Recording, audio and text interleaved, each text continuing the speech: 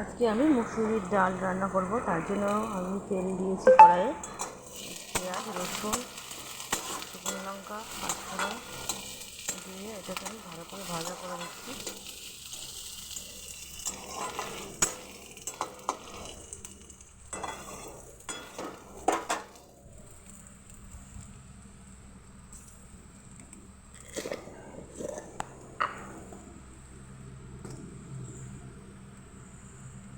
এরপর ডালটা দিয়ে দিলাম।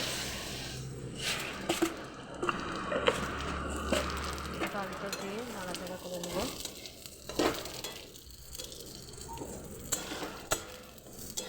তোমরা কেউ এইভাবে ডাল করেছো নাকি আমাকে কমেন্ট করবে।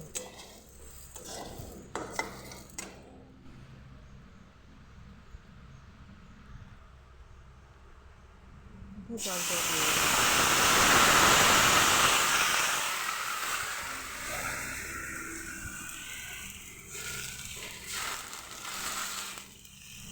সেদ্ধ হলে লবণ হলুদ দিয়ে নামিয়ে দেবো।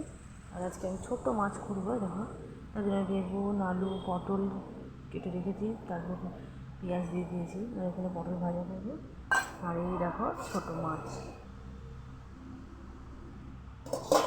এটা রেসিপি তোমাদেরকে আমি দেখাবো।